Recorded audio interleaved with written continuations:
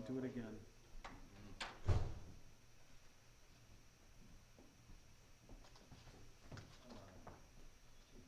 Dad coming tonight? Remains to be seen. Remains to be seen. He's got a lot of work to do. Oh. Nope.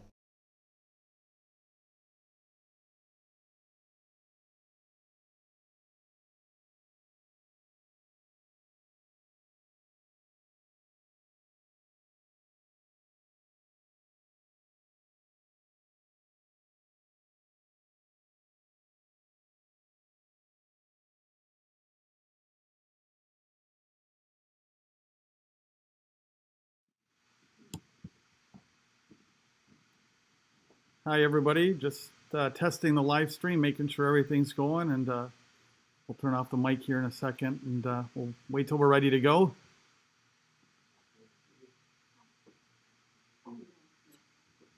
Make a few last adjustments.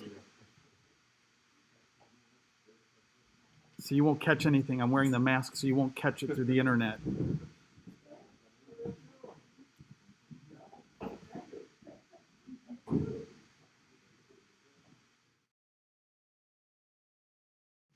Okay, right now I was looking at the YouTube, and now I'm just going to check, see, make sure we're going on Facebook.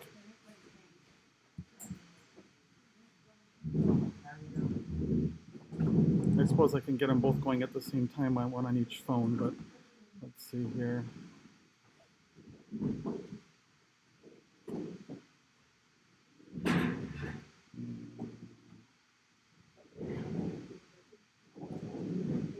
And it looks like we're going live on Facebook. Hi, Nancy, Dar, Steve.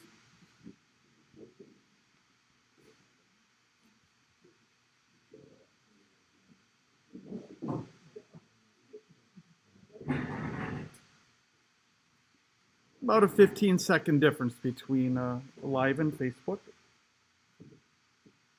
Okay, I'm going to turn down the microphone for the moment.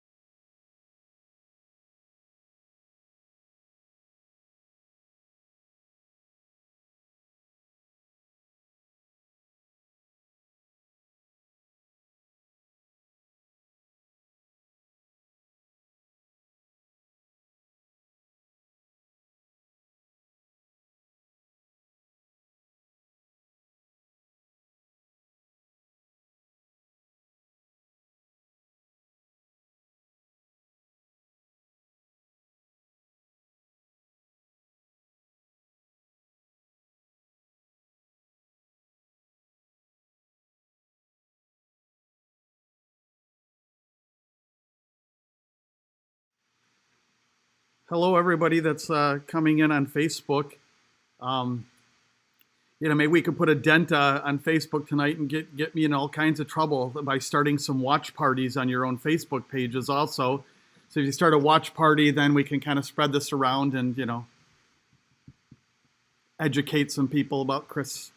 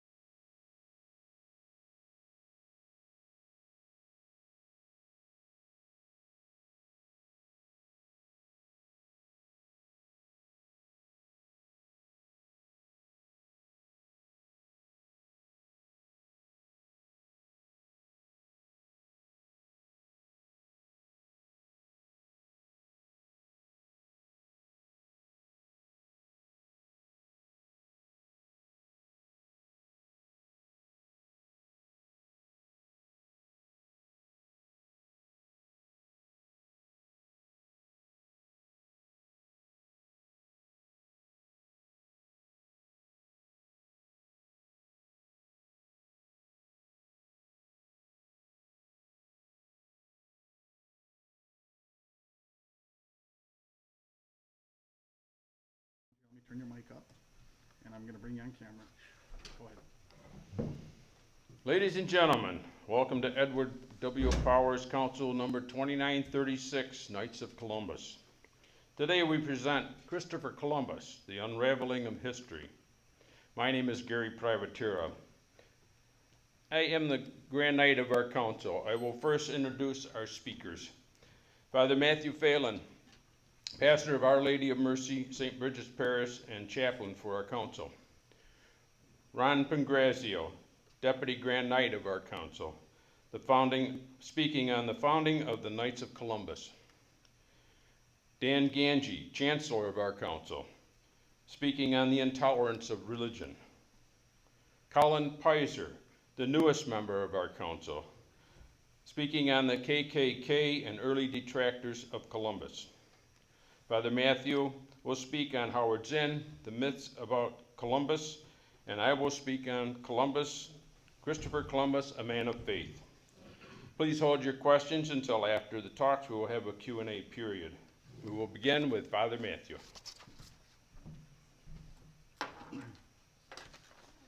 We'll begin with a prayer that is adapted from a prayer from Columbus's diaries. In the name of the Father, the Son, and of the Holy Spirit, amen. O Lord, eternal and omnipotent God, thou hast by thy holy word created the heavens, the earth, and the sea. Blessed and glorified be thy name. Praised be thy majesty, who hast deigned that by means of thy unworthy servants, thy sacred name should be acknowledged and made known throughout the world.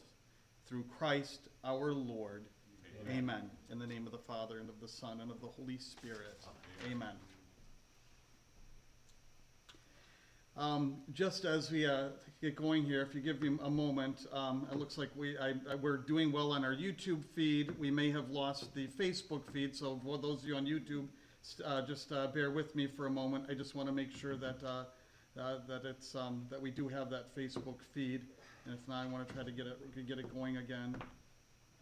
Give me a moment here. So again, apologies on that. Those of you that did Mass online when we were in full lockdown experienced these kind of things a couple of times. Okay, it looks like we do have the Facebook feed. It was just a problem with my device's playback. So we're good. Okay, so we welcome you all this evening. When we had our meeting, our nights meetings that we regularly have, and a few months ago this topic came up, and here we are, the Knights of Columbus. We're called the Knights of Columbus, and what's happening in our culture around us for the last 20 or 30 years. Columbus is every year being more and more portrayed as somebody that's almost as evil as Adolf Hitler. And now we see his statues being ripped down. We see Columbus Day being renamed. And so the question is, are we, as Knights of Columbus, are we actually named after somebody that's completely evil, or is there something deeper going on here? And we felt that as the Knights of Columbus, it was something that we needed to address head on. And thus, we bring you this evening. And so when we look at what has happened with Columbus, and now we've seen what's happened in 2020, really this is part of something much larger. And that's, we want to present Christopher Columbus as he truly was objectively in history, and then take a look also at something even like deeper that's going on in relation to Columbus. So with that, Gary? Or I guess we have Ron first. So yeah, Ron's first is going to come up, and he's going to talk just a little bit just about the founding of the Knights of Columbus.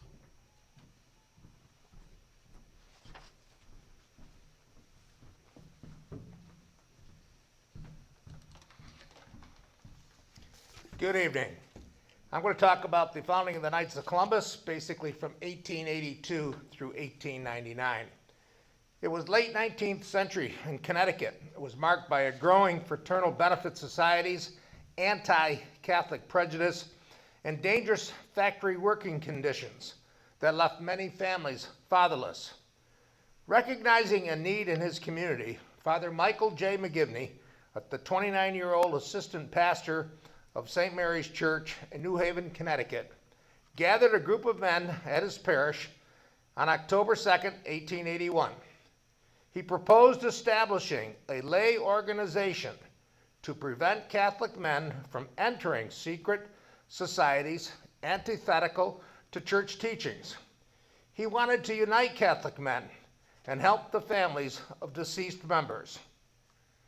To demonstrate their loyalty to their country as well as to their faith, these men took the name Christopher Columbus, recognized as a Catholic and celebrated as the discoverer of America as their patron. The Knights elected officers in February of 1882 and assumed corporate status on March 29th. A little side note, originally Father McGivney wanted to use the name Sons of Columbus, but many of the lay people in his church, the majority of which were Irish, like Father McGivney, and many Italians, and people of other nationalities, a lot of Hispanics. I guess with a little collaboration, they decided it was best not to say Sons of Columbus, but that's where the name finally came out to be the Knights of Columbus. In addition to the order's benefits, Catholic men were drawn to the Knights because of its emphasis on serving one's church, community, and family with virtue. Fraternity and patriotism were added to the Knights' founding principles of charity and unity in 1885 and 1900. In 1882, the Knights of Columbus was born February 6th, when the first members chose Columbus as their patron. Immediately after the order's March 29th incorporation, Father McGivney sends a diocesan-wide appeal for new members to priests. In 1886, by the end of his fourth-year term as Supreme Knight, James T. Mullen presided at the institution of 22 of the first 38 councils. John J. Phelan is elected and is the first Supreme Knight to see the order's future as a national society. In 1892, 6,000 knights marched in the New Haven Columbus Day Parade to celebrate the 400th anniversary of the Columbus discovery of the New World. In 1895, the Vatican's first acknowledgement of the Knights comes from Archbishop Francesco Sottoli, apostolic delegate to the United States. He writes a letter extolling the merits of this splendid Catholic organization and giving the order his apostolic blessing. In November of 1897, Canada's first council in Montreal was chartered. Father McGivney died, in 1890. In summary, founded on the principles of charity, unity, and fraternity, the Knights of Columbus was established in 1882 by Father Michael J. McGivney, the assistant pastor of St. Mary's Church in New Haven, Connecticut, and a group of his parishioners. Their intent to bring financial aid and assistance to the sick, disabled, and needy members and their families. Today, Father McGivney is being considered for sainthood. A message for the Supreme Knight Carl Anderson. Our goal is to help men, their families, and their parishes grow closer to Christ. Through our programs and resources, we provide opportunities to live and spread the Catholic faith. When the Venerable Father Michael J. McGivney gathered a group of men in the basement of St. Mary's Church in New Haven, he couldn't have imagined that the Knights of Columbus would grow into an organization of nearly 2 million men and one of America's most successful insurance providers.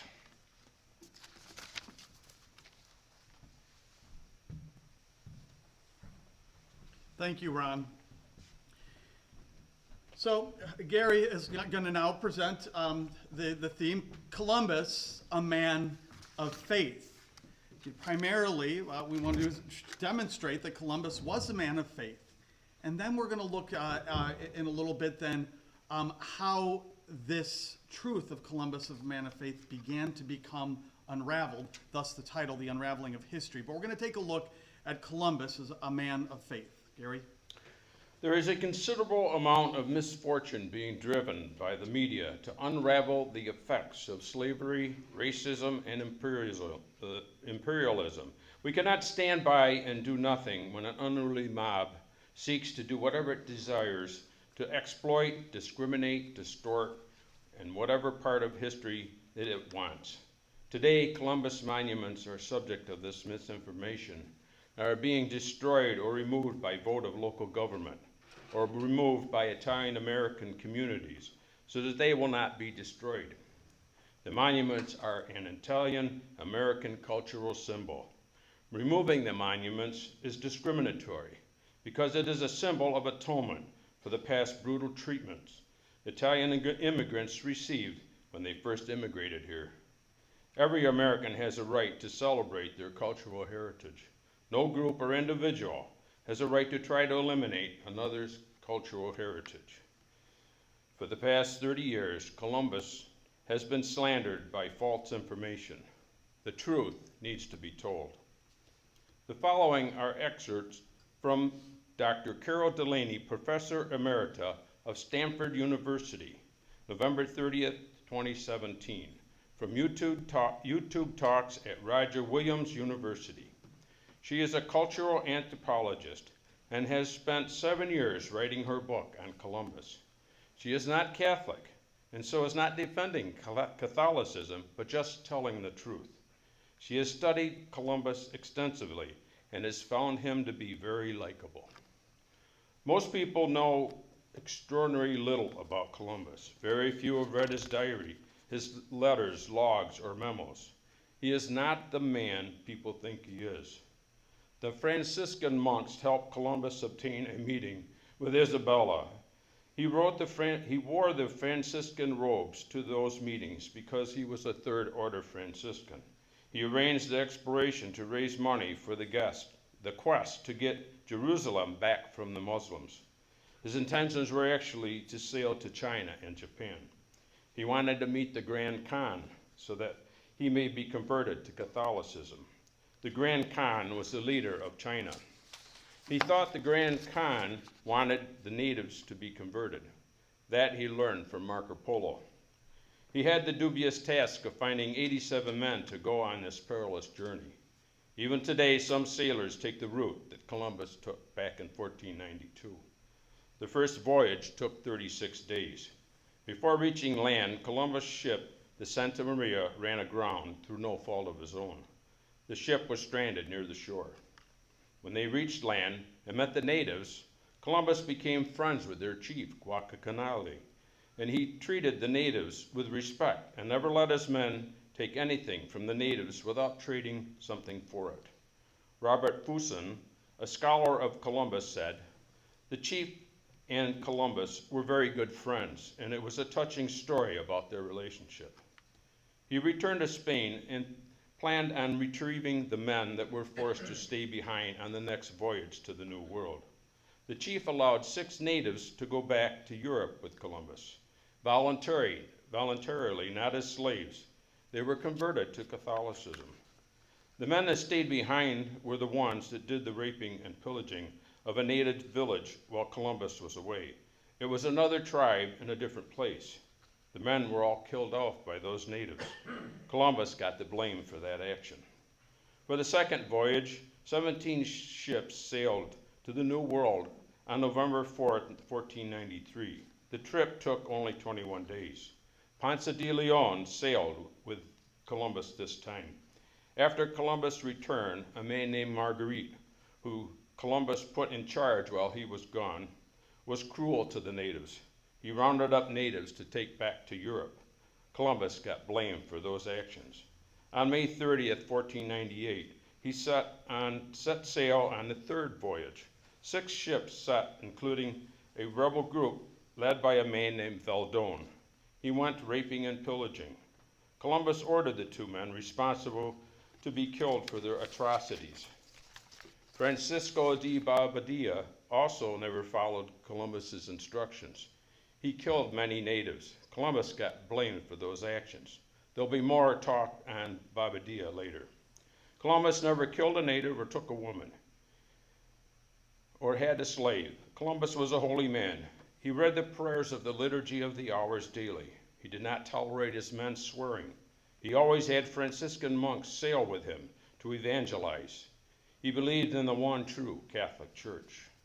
Nicholas Orvando in 1501, with 35 ships and 2,500 colonists, sailed to the New World. He was made governor of the lands by the king. He took over instead of Columbus. Orvando committed many acts of violence. He had burned or hanged 85 natives. But his name was forgotten. Columbus was blamed for the bad Orvando did. Columbus made a fourth voyage on May 9, 1502, with only 4 ships and 35 men. His son Ferdinand was with him on this trip. He ran into bad weather and warned Bobadilla about the storm. Bobadilla did not listen. He set sail back to Spain in the Nina. He encountered the storm, and the ship and all the people and Columbus's gold were all lost. Queen Isabella had died at this time, and King Ferdinand reneged on all that he was going to gift Columbus. Columbus never converted any natives. It was the job of the monks that traveled with him. "Into my hands I commend my spirit," was Columbus's last words at his death on May 20th, 1506, the Feast of the Ascension. Columbus was 56. Now we'll talk about a little on the transcripts of the talk of Christopher Columbus by Father John A. Hardin, the Catholic Discovery of America. So what do we mean by Catholic discovery? The discovery of America by Spain was a country that for 700 years suffered martyrdom under Islam and in defense of the Catholic faith. The discovery of America was achieved by the Catholic genius of Christopher Columbus. The discovery was inspired by the Catholic vision of the Franciscans in Spain, without whom Columbus could never have been able to undertake his voyage to what became the New World. The discovery was blessed by Our Lady of Guadalupe during the lifetime of Fernando Columbus, the youngest son, and biography of his father Christopher Columbus. The discovery was seen by the Roman pontiffs as the dawn of a new era in Catholic evangelization. In the past 500 years, several thousand books have been written about Columbus.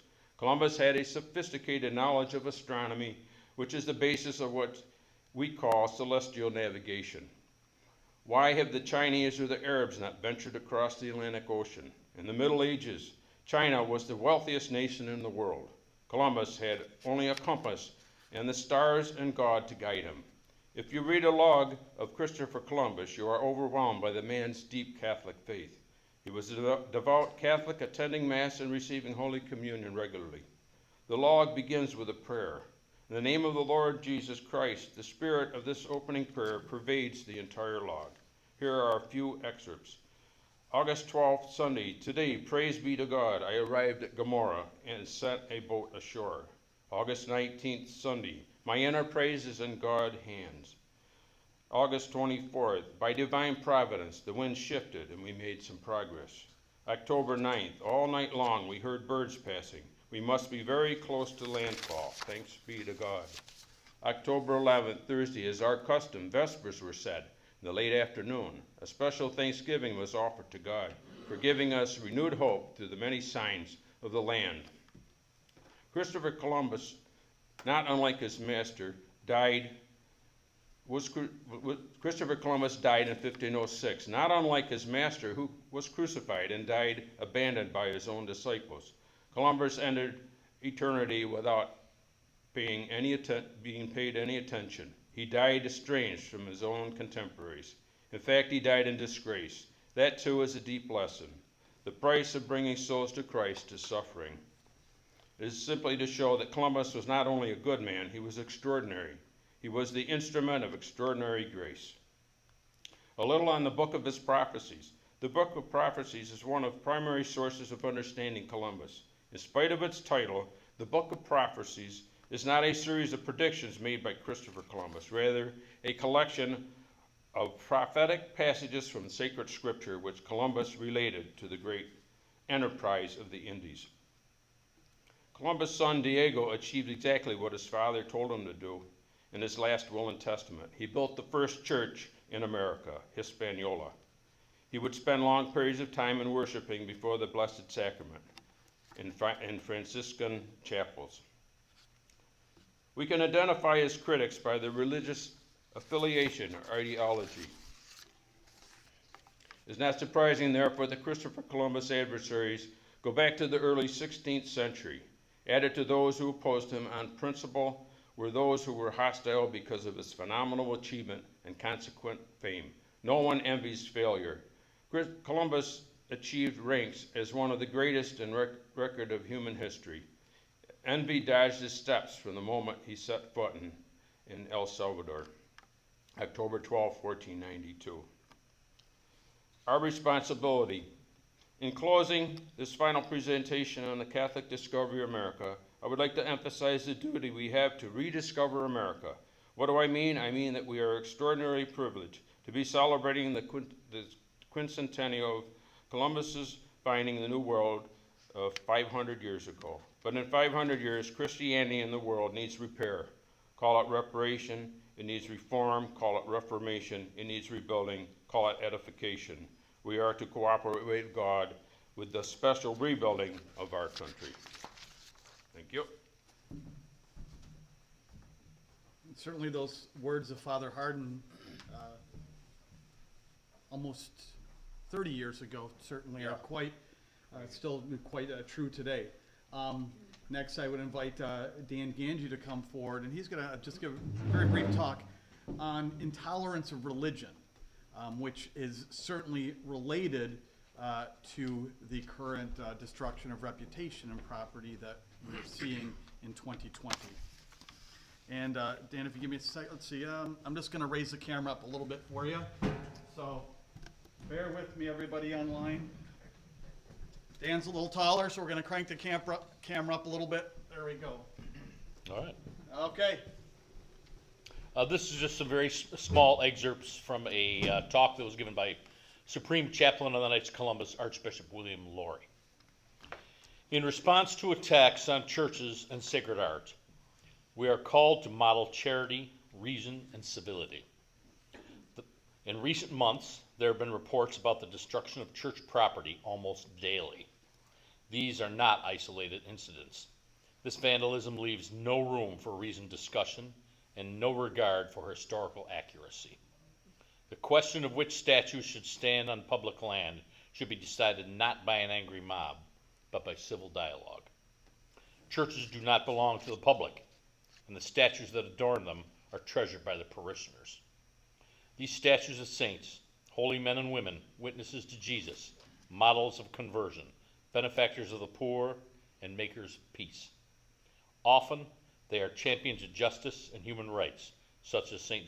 Junipero Serra, even if a historically accurate picture of their lives is lost on the madding crowd. While there is some justification to protests currently rolling through our country, a number of them arise from a culture of intolerance that seems to be belligerently ignorant of this reality. Christian art expresses the truth and the beauty of the faith. The deliberate destruction of Christian art often constitutes a blatant attempt to chill, if not to silence, expression of religious faith and to diminish the influence of religion on the broader society. Such destruction offends our most fundamental freedoms: religious liberty, freedom of expression, and even freedom of assembly. We must protect our churches and our artistic heritage by taking measures to secure our property and calling on local authorities for assistance. Our first impulse might be to act with anger, but anger never brings hope and healing, but only further division. Rather, as followers of Christ, we are called to defeat hatred with love, evil with goodness, and division with peacemaking. As Knights of Columbus, our principles of charity, unity, and fraternity help us in this regard. We must strive to be living images of Christ in the world today. Amen. Thank you, Dan.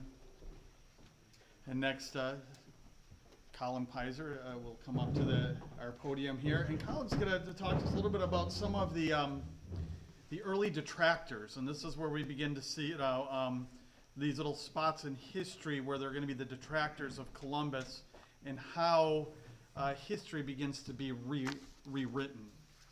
So now if you give me a second, Colin, I'm going to put Colin on camera here for a moment. Hi, Colin. How you And then doing? I have to switch over. So I got to do a little technical gymnastics here as I get over to PowerPoint. So anyway, I wanted to get you to have you see Colin, but you're not going to see Colin through most of it because we got a PowerPoint presentation that's going to be playing. So it's going to go crazy on the screen for a moment. So just give me a moment here while I get this lined up. Okay. I may be a trained professional, but I don't have fully professional equipment. So, okay, let's see, and we should be on there now, and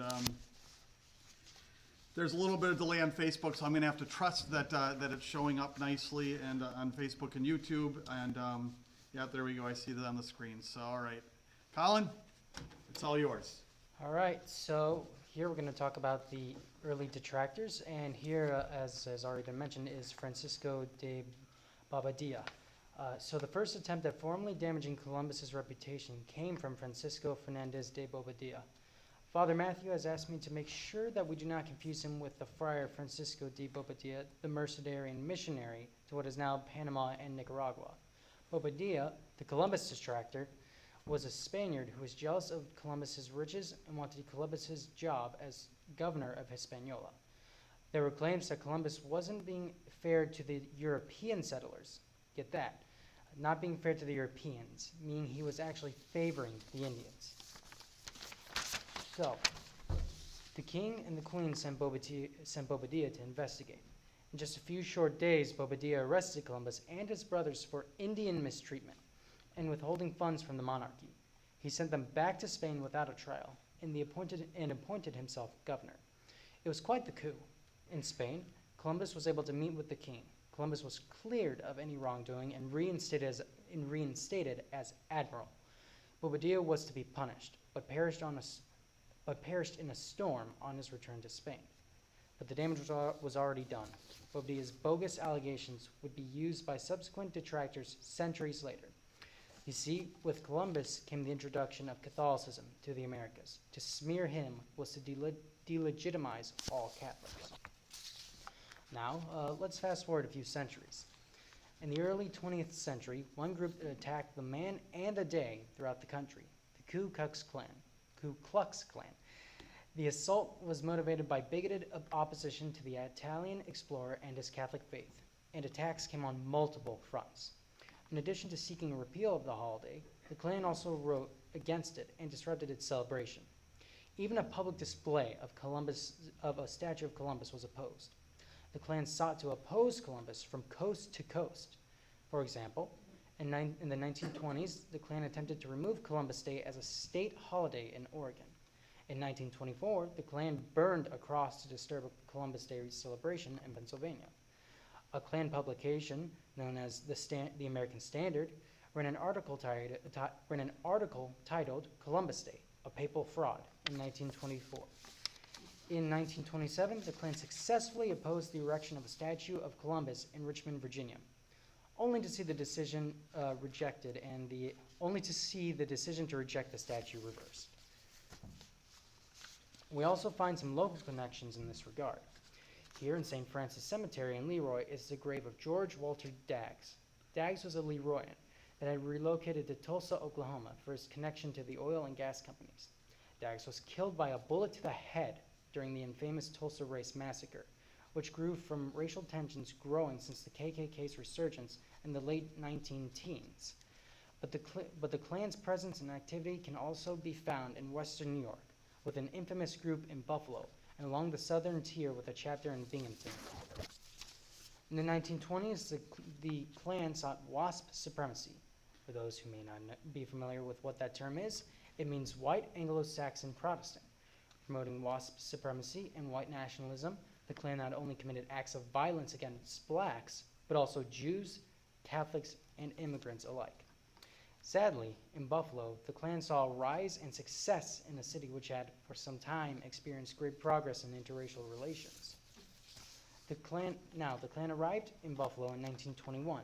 The great issue upon which they seized was prohibition. The mayoral campaign of 1921 pitted Catholic brewery owner Francis X. Schwab against the incumbent WASP Yale-educated attorney George S. Buck. Schwab narrowly won the election, enraging Buffalo's WASPs, who strongly supported prohibition. The issue strongly divided Protestants and Catholics and became a great recruiting tool for the Klan, who by 1924 claimed to have over 18,000 members. These tensions would escalate to violence by April of 1924, when the parsonage of Klan-supporting Reverend Littleton E. H. Smith was firebombed. No one was injured, but no one was ever charged with the crime. The Klan responded with a cross burning at the foot of Ashton Place in South Buffalo. In his battle with the Klan, Mayor Schwab eventually recruited a former Buffalo police officer, Edward Obertine, to infiltrate the Klan. This decision would eventually lead to an expose releasing the names of the members of the Klan, which became a turning point in Buffalo's battle with the Klan. But not before a street confrontation between Obertine and Thomas Austin, who had been sent from Klan headquarters in Georgia. The confrontation led to both of them being shot, but Obertine dying from his wounds. So, what does this have to do with Columbus? For the Klan, Columbus represented Catholicism. By destroying Columbus's reputation, the reputation of Catholics in the United States would be destroyed as well. The opposition was not only to Columbus Day, but as this 1926 cartoon illustrates, St. Patrick's Day was also seen by the KKK as anti-American. Note all the traditional bigoted smears against the church. In this image, the church is personified as St. Patrick being expulsed from the U.S. by the Klansmen. The snakes are a reference to the legend of St. Patrick driving the snakes out of Ireland. The snakes are labeled control of schools. In the early 20th century, anti-Catholics promoted the idea that the church sought to control public education. The snakes also are labeled as control of the press, union of church and state, Rome in politics, temporal power, and superstition. They're also labeled as anti-prohibition. It's a different problem. The issue that was dominantly used in Buffalo, as we have seen, and an issue that would come up in the 1928 election. Intolerance, again, accusing the church of being intolerant while being intolerant of the church. This should really sound familiar. And notice, enlarged in the oval, the KFC, the Knights of Columbus, portrayed by the Klan and other anti-Catholics as a subversive organization. It is interesting to note that the current Democratic vice presidential candidate questioned the suitability of a judiciary candidate because of his membership to the Knights of Columbus. The KKK would be so proud. This leads us into the next category of anti-Columbus attitudes, for which I turn it over to Father Matthew. Thank you, Colin. I'm just going to move a microphone here, so if you hear a clicking noise, it's me moving the microphone.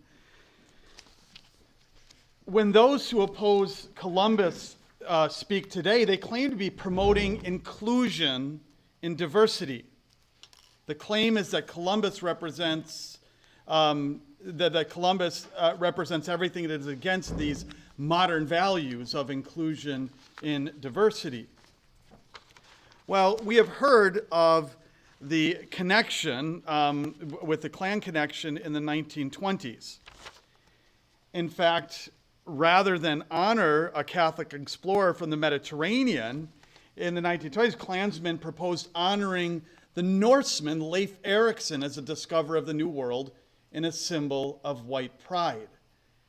And that's interesting because even when I was in elementary school, there seemed to already at that time be people say, well, Leif Erikson was in the New World long before Columbus, and so he should be considered the discoverer of and we'll talk a little bit later why Erikson isn't celebrated as a discoverer, even though he was in parts of North America. But again, that was the Klan wanted to honor this Northern European white male as the discoverer and not Columbus. Again, Southern Europe, Mediterranean.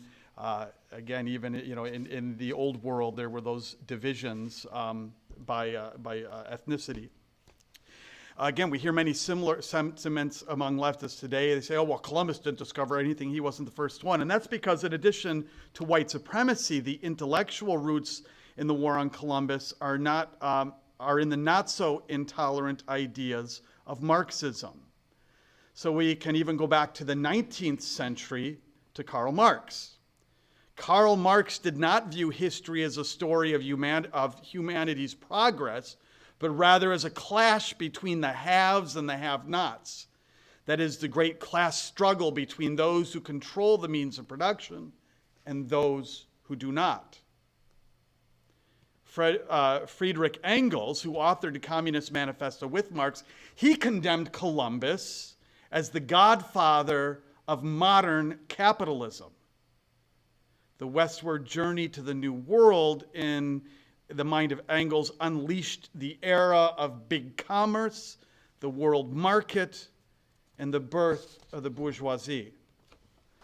Ironically, Marx himself was born on the anniversary of Columbus's sighting of the island of Jamaica on May 5th, and he believed that the motivation or the age of exploration was the primitive accumulation of capital.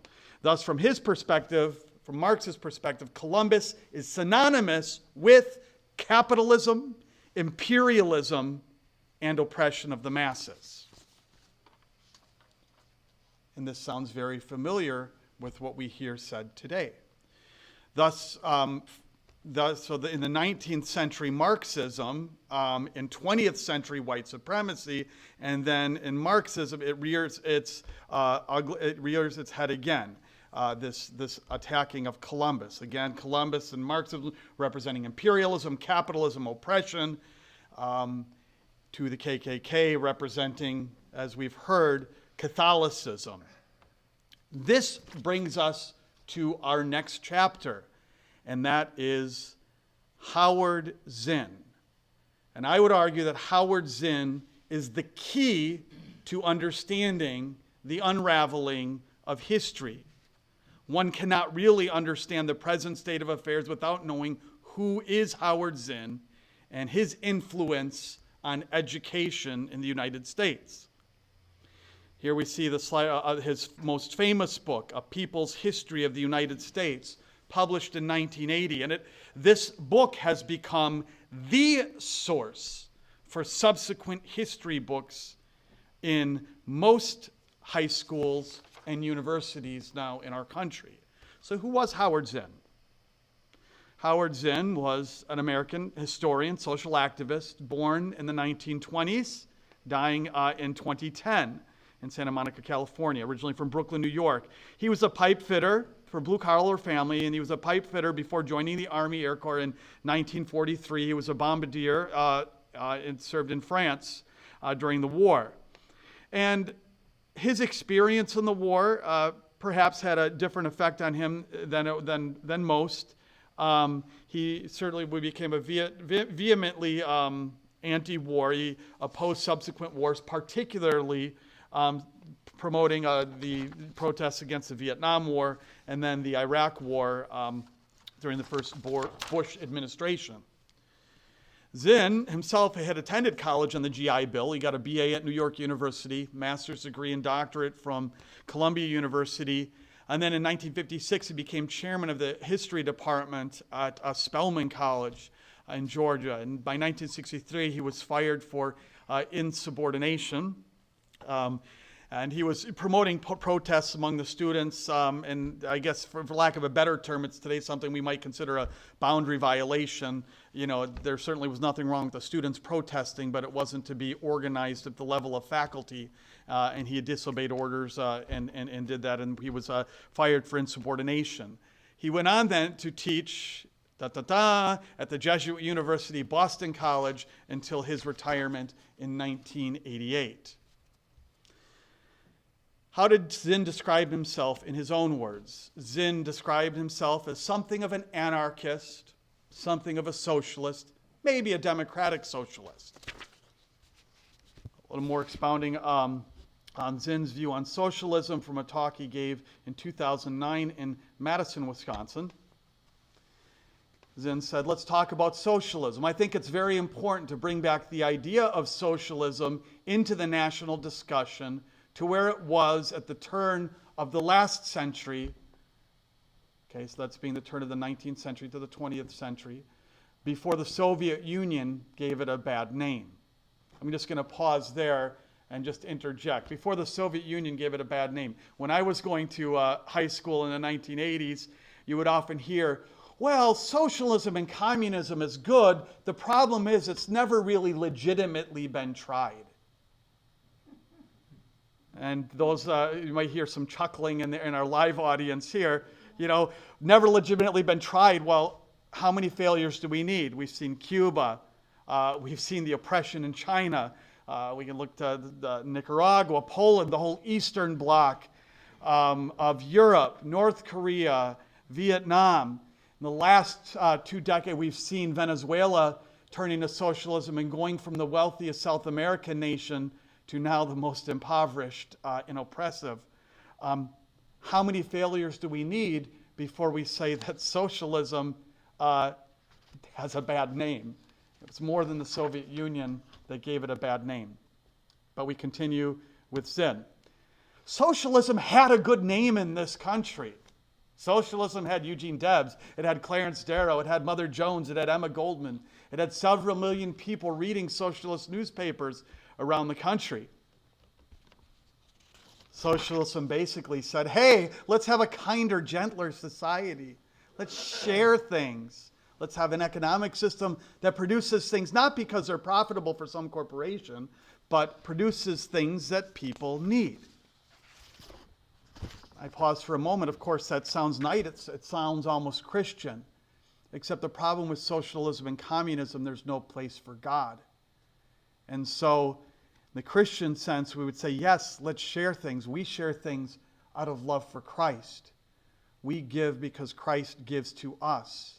We treat people with dignity because Christ has given us dignity through him. We show mercy because Christ shows us mercy. We cut God out of the equation, and all we have is really a Darwinian, once again, a survival of the fittest. And what happens is, okay, you share things to a point till one class takes over another class, and you recreate injustice again. And it just keeps switching whoever's at top, who's in control. Again, the main problem is socialism really first seeks atheism. It seeks the elimination of God. It sees religion as oppressive. Zinn continues, people should not be retreating from the word socialism because you have to go beyond capitalism. Okay, and again, that was interestingly enough, that talk given in Madison, Wisconsin in 2009. Madison, Wisconsin is considered really the birthplace of modern progressivism. When we might also, those who remember history may also think back to the whole McCarthy era, the Senator McCarthy and his I guess we might say war on communism, and he came from Wisconsin. Again, now, but Zinn, so this is Zinn's view. Zinn is clearly a socialist. He sees socialism as a virtue. It's something that should be promoted, and it is going to be Zinn's ideas which become dominant in academia, particularly in the teaching of history, which will then overflow into other disciplines. Now, Zinn is just not popular in academia. He also became popular. He became known in popular culture. You may remember, some of you may remember the movie Good Will Hunting. And in that film, that's where I first heard of Zinn and became aware of him. There's a scene in that movie where the character played by Matt Damon, Will Hunting, is reading the books on his psychologist's bookshelf, looking at the books on his psychologist's bookshelf, looking kind of for a way to gain an advantage over his psychologist, played by Robin Williams. And as he looks at the shelf, he's reading these various history books. He criticizes the books that are on the shelves, and he says, quote, "You want to read a real history book, read Howard Zinn's People's History of the United States, because that book will, beep, knock you on your ass." Damon himself, who was a fan of Zinn and a friend of Zinn, would go on also to produce the film The People Speak, which is a documentary with dramatic elements. It was produced by Matt Damon, Josh Brolin, Chris Moore, Anthony Arnave, and Howard Zinn. The movie featured Damon, John Legend, Pink, Morgan Freeman, Bob Dylan, and Danny Glover. And preview scenes of that film were screened at the 2008 DNC, Democratic National Convention. Zinn, popular and also in popular culture, Zinn himself was featured in the autobiographical film You Can't Be Neutral on a Moving Train. There have been graphic novels and children's books published and based on people's history. Again, note, children's books. You have to change the minds of children. You have to get that error in there. And so graphic novels and children's books based on people's history. Pearl Jam in 2002 had the song Down that was inspired by Eddie Vedder's 1998 interview with Zinn. And in fact, in the lyrics of that song, you have the title of that autobiography, You Can't Be Neutral on a Moving Train, some of the lyrics in the song. Colin Kaepernick of NFL fame or infamy, depending which side you stand, but he gave away copies of People's History at the Youth Know Your Rights camp in New Orleans in 2018. And you know, Kaepernick, who started out a pariah in the NFL, now really it is that view, that Kaepernick's view of history influenced by Zinn, which now dominates the National Football League today, and in 2020, all of professional sports. So we're going to look just only at Zinn's presentation of Columbus, which is taken up at the very beginning, the first chapter of A People's History of the United States. Chapter 1 of this is Columbus, the Indians, and Human Progress. Mary Graeber is an author of the book Debunking Howard Zinn, and she describes this first chapter as a shocking tale of severed hands, raped women, and gentle enslaved people worked to death to slake the white Europeans' lust for gold. Now, I'm going to do an illustration here, so bear with me, but for this illustration, I want to demonstrate how a person can be quoted, and just by selectively leaving out certain elements, the whole context can be changed or misrepresented. So I'm going to go to the next slide. The next slide here on the left, and in the center column, on the center of the gray area, you see a section of Franklin Delano Roosevelt's first inaugural address. And then on the far right, I have, by the use of ellipses, which was a great method of Zinn, I have actually then taken FDR's words and changed them. So bear with me for a moment. So first of all, let me assert my firm belief that the only thing we have to fear is fear itself. We all know that speech. Nameless, unreasoning, unjustified terror, which paralyzes needed efforts to convert retreat into advance. In every dark hour of our national life, a leadership of frankness and vigor has met with that understanding and support of the people themselves, which is essential to victory. And I am convinced that you will again give that support to leadership in these critical days. Okay, so we can take his words. By deleting this and that and adding ellipses, that's the ... we can change the entire meaning of what Roosevelt said. So now the rephrasing. So first of all, let me assert my firm belief that the only thing we have to fear is the people themselves. Okay, ridiculous, but I have presented the president's words, but changed the meaning by eliminating things and pasting. We're going to see it's what Zinn does with Columbus. Another section of the speech. And yet our distress comes from no failure of substance. We are stricken by no plague of locusts compared with the perils which our forefathers conquered because they believed and were not afraid. We have still much to be thankful for. That's too long. Let's make this a little shorter. And yet our distress comes from our forefathers. Okay, total dishonest quoting, changing the meaning. So that's my quote for those, okay? I'm just demonstrating there how you can change meaning. Okay, so now this is from A People's History. Now in the first chapter, Zinn begins speaking about Columbus. Arawak men and women, naked, tawny, and full of wonder, emerged from their villages onto the island's beaches and swam out to get a closer look at the strange big boat. So when Columbus and his sailors came ashore carrying swords, speaking oddly, the Arawaks ran to greet them, brought them food, water, gifts. He later wrote of this in his log, quote, "They brought us parrots and balls of cotton and spears and many other things which they exchanged for the glass beads and hawks' bells. They willingly traded everything they owned." Okay? Portrays a very, very generous people, which they were. Then he continues to quote from Columbus, "They have no iron, their spears are made out of cane. They would make fine servants. With 50 men we could subjugate them all and make them do whatever we want." Well, this quoted passage from Columbus's Law, again, we see this quote, and again, these ellipses are placed in there by Zinn. So there's something not missing. Okay, he shortened the phrase.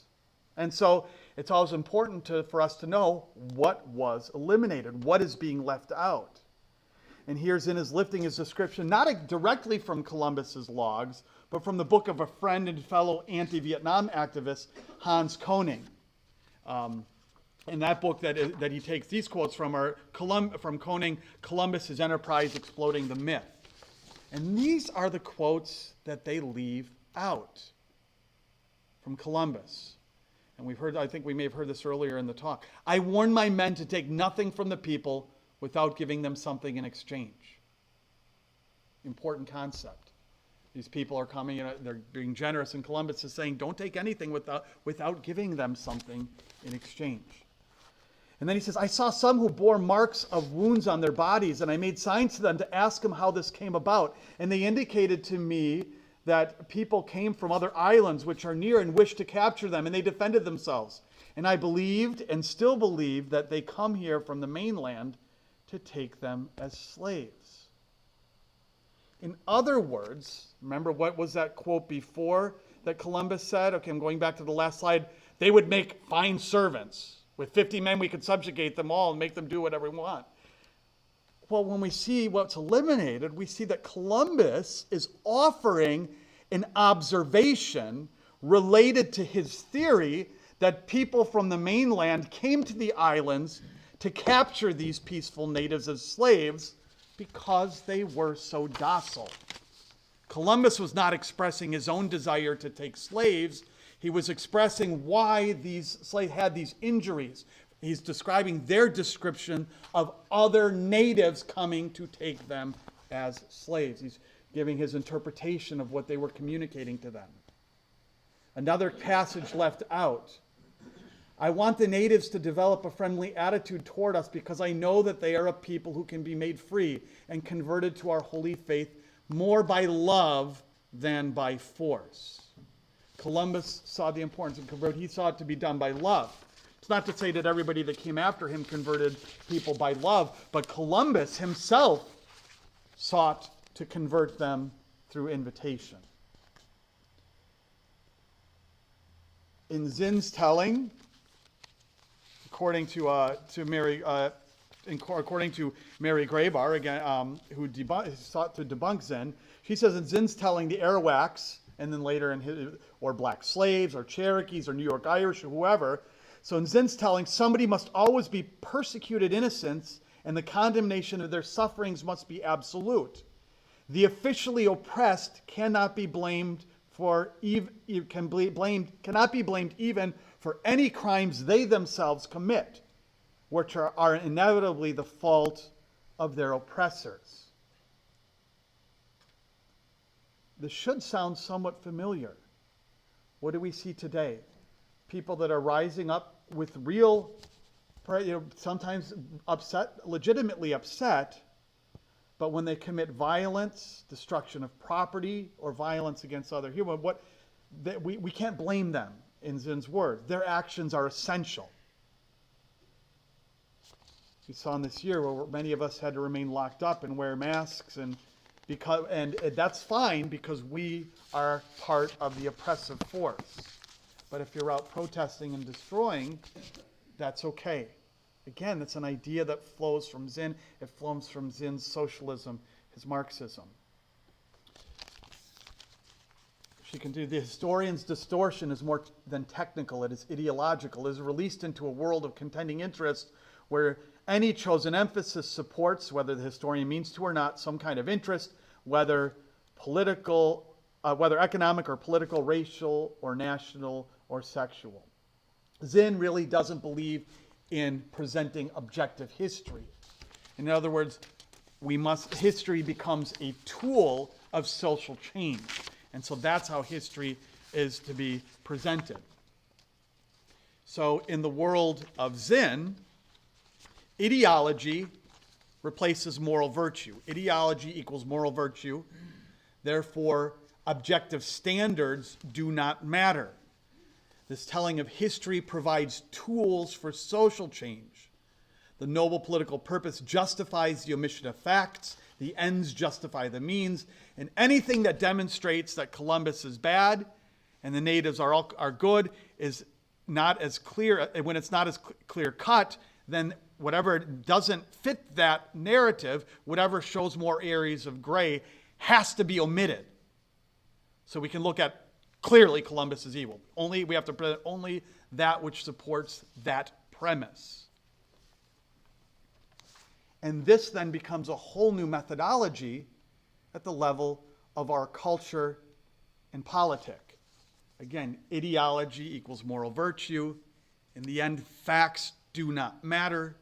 The only useful evidence is that which will lead to social change. The noble political purpose justifies the omission, or I would dare say even the changing of facts or the distorting of facts. The ends justifies the means. The church is bad, and secularism is good. And so that lays out, again, the whole program of Zinn. And, if we think about it, we can see how that really it adds some sense into some of the chaos that we even see happening in our culture today. We say, how can these things happen? Well, it's been an eroding, really, of the whole methodology that many of us grew up on. And it's a methodology that's dictated by an ideology first. And so just finally, just a quick slideshow that kind of gives just really a summary of much of what we've already talked about. So this is stuff we've already talked about, just kind of put down into bullet points. And I thank our friends at TFP Student Action for their contribution to this. I drew much of this from one of their presentations, which was excellent. So what's the first myth? And this is something maybe we didn't talk about a lot tonight, but the first myth that maybe some of us, we can still read today, there's that myth that Columbus sailed to prove that the world was round. And that's just, that's an error. It's ridiculous. That was something actually that did get promulgated by the KKK to make Columbus look stupid. The fact is, by the time Columbus sailed, it was already believed that the world was round. That was believed as fact. Where the disagreement and the uncertainty was the actual size of the earth. So Columbus underestimated the size of the globe by about 25%. And again, this lie was spread by 19th century anti-Christians and then picked up by the KKK. When we really look at history, oftentimes in really flowing from Zinn, flowing from Marxism, oftentimes the church is portrayed as an enemy of science, but we would not have modern science if it weren't for the church. The church has always promoted science as a way to dive deeper into the mystery of God and creation. Second myth, Columbus ruined a peaceful paradise. Well, certainly the first natives that he encountered were peaceful, but they suffered from war and slavery from other natives in the New World. And in the New World, there was war, there was slavery, there was cannibalism, there was sexual depravity that was common among many different tribal nations long before Columbus ever came. Human sacrifice and infanticide was the norm in many of the most organized cultures in the New World. As you see in the Aztecs, for instance, there were 20,000 sacrificed in a single day by removing their beating hearts. The missionaries sought to convert natives, and many were martyred at the hands of natives. So again, and one of what Zinn wanted to present and how he tries to present history is that the New World was some sort of Garden of Eden on earth, and Columbus and everything that came from Europe was the serpent in the garden bringing original sin and chaos. But of course, we know that wasn't the case.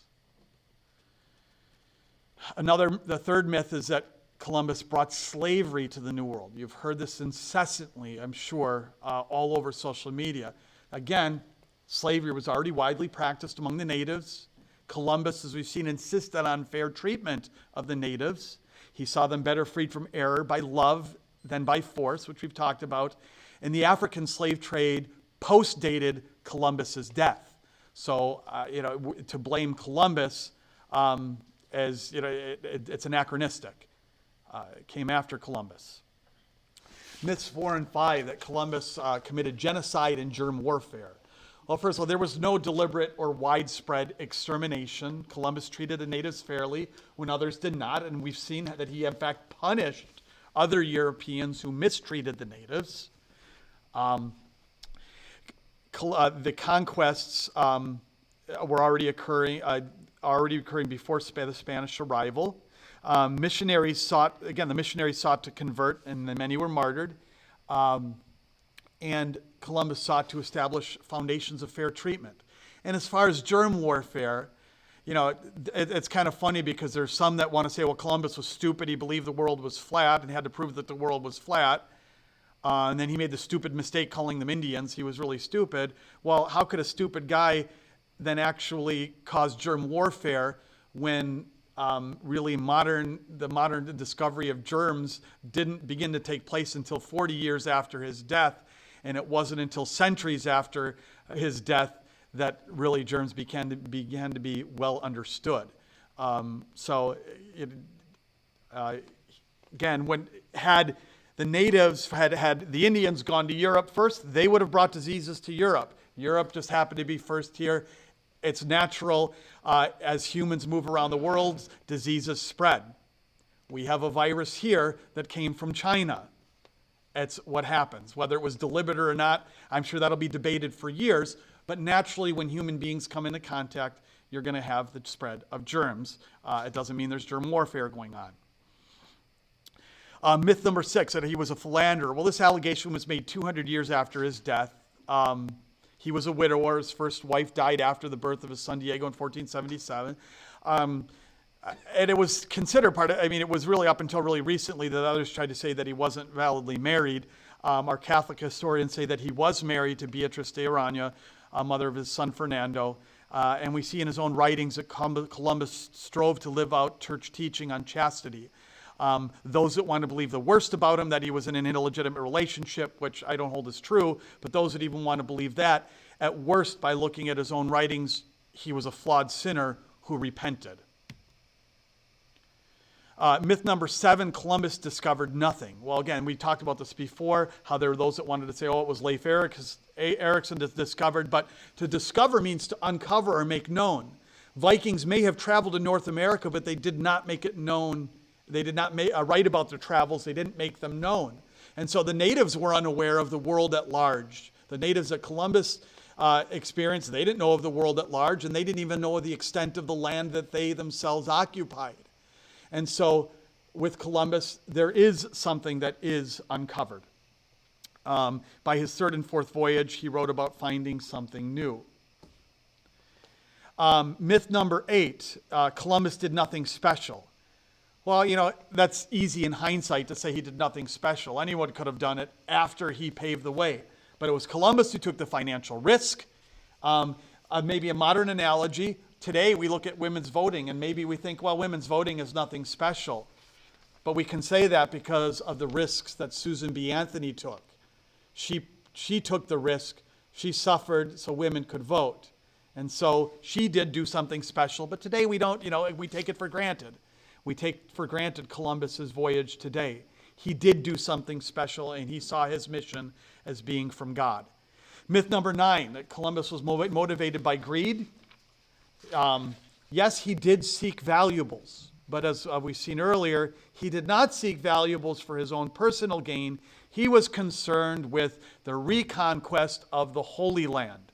He wanted to regain Jerusalem for Christianity, the Holy Land where Christ shed his most precious blood. Again, Islam had been pushed from Iberia in 1492, and so now Western Europe was looking at the Holy Land now to retake the Holy Land for Christianity, to preserve the Christian sites. Christopher Columbus was not sailing to find a new world, but he was searching for a way to rescue the old. And finally, there's that Columbus died a pauper in prison. He had acquired considerable wealth as he approached death, but on May 20th, 1506, a Third Order Franciscan, he died in an apartment at Valladolid. When he died, he was surrounded by his fellow Franciscans and his son.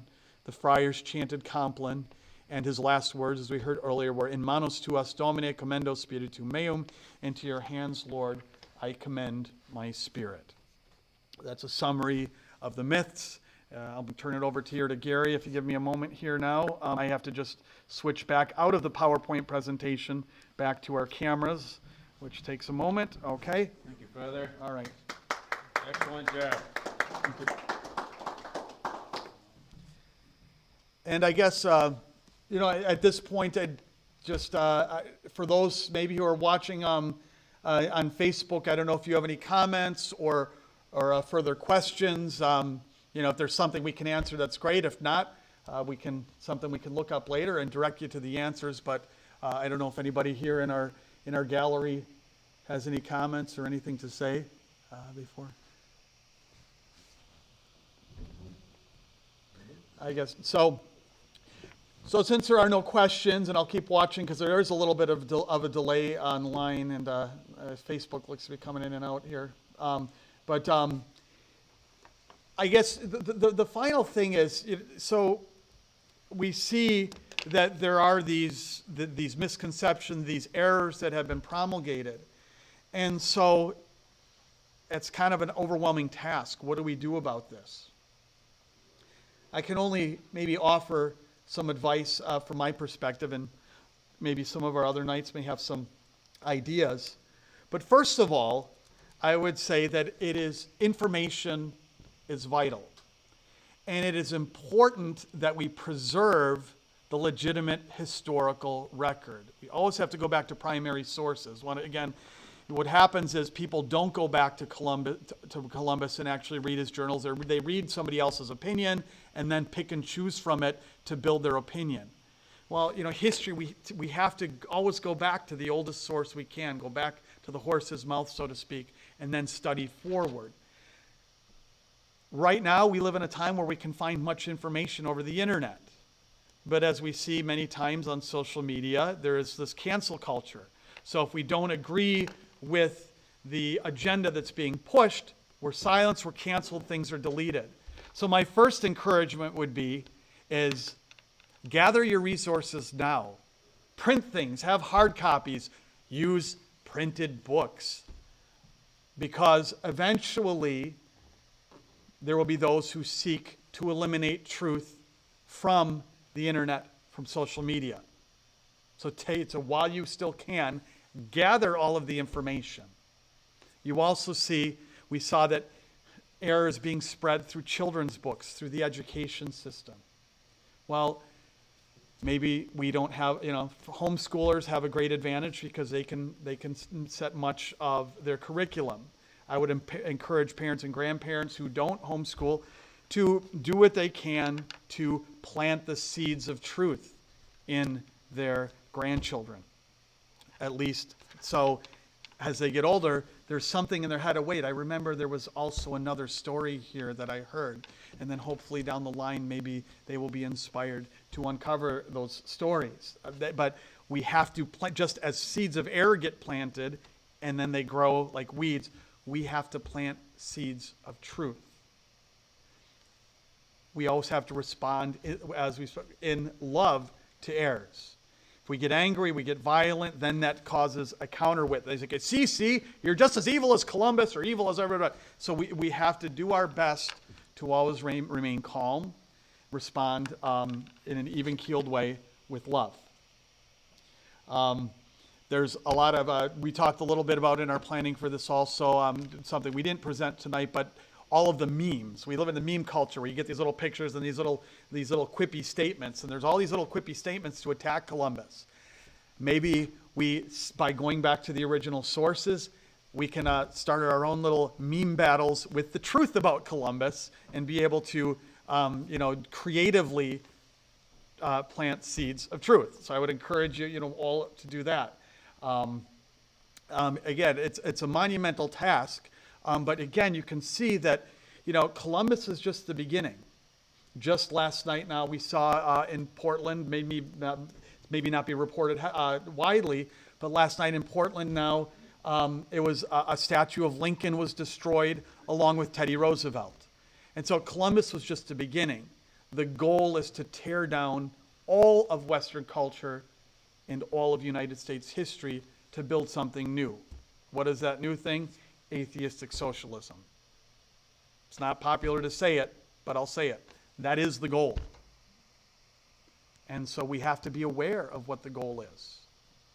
We have to be aware of it, and we have to respond in truth, but with love. I don't know if there's anybody else that wants to add anything here before we go. Gary? I just have to say one thing. Okay, sure. Let me get you this mic up here. Okay, there we go. Today I was looking at the calendar, and it was a calendar from the Nature Conservancy, and it didn't have Columbus Day on there. It had Indigenous Day, and I just felt so. Why do they have to replace Columbus Day? Why can't they make Indigenous Day on another day? But the silent majority or the public is so gullible. The media says something, and how many people check to see if it's really the truth? And I think we need to speak out more and get the truth out. I do have one question that came up here on the Facebook stream.